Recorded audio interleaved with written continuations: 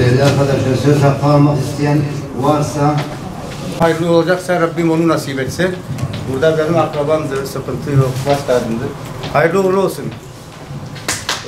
Hepiniz hoş geldiniz. Bu miting için yeni bir sayfa oldu inşallah. Biz abi kardeşiz, bir aileyiz, miting. Bir ayrımcılık yok. Kim kazanırsa Allah yolunu batına açık etsin. Hepinize saygı ve sevgiler sunuyorum. bir zaman veriyoruz. Listelerinizi divana teslim edebiliriz. Şurayı mı kısım ediyoruz? Ben bir şey divana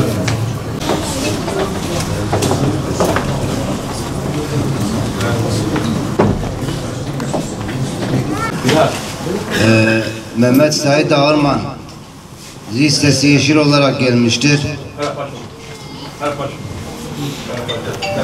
Abdülhalim Gümüş listesi beyaz pusula olarak gelmiştir.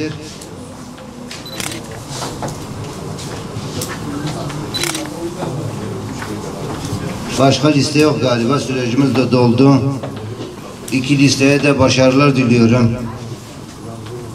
Seçimlerimizin de hayırlara vesile olmasını diliyorum. Burada eklemek isteyen arkadaşlarımız, eklemek isteyen varsa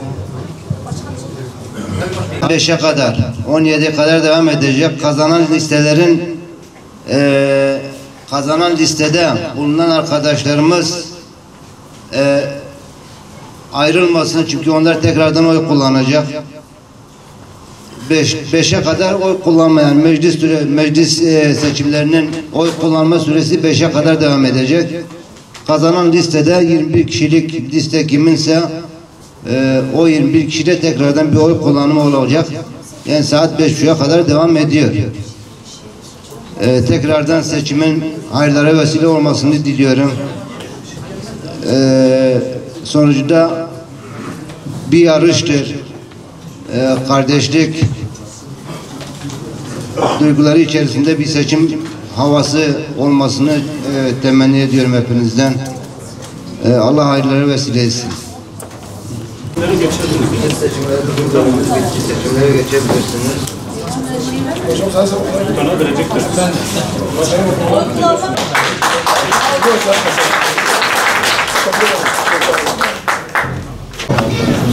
Ha başkanım, acelem var. Hayırlı uğurlu olsun.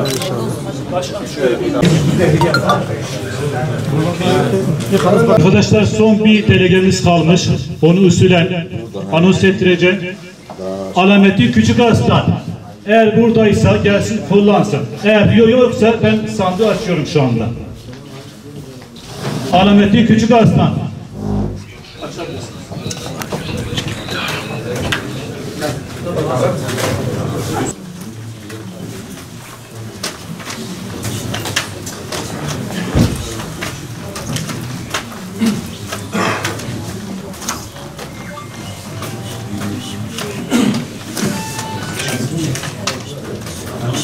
Bu da 5 mi? 70 tane oldu. Mehmet Said Arman.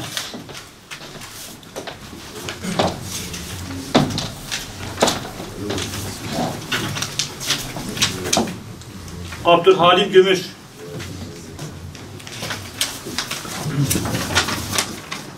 Mehmet Said Arman.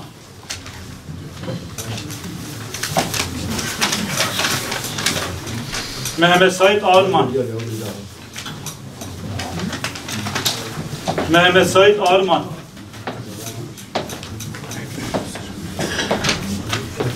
Abdülhalim Gümüş.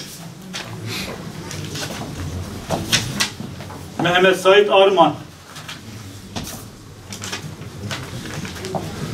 Abdülhalim Gümüş. Mehmet Said Arman. Buna göre Abdülhalim Gümüş 36, Mehmet Said Arman 34 oy kazanmış oluyor. Hayırlı olsun.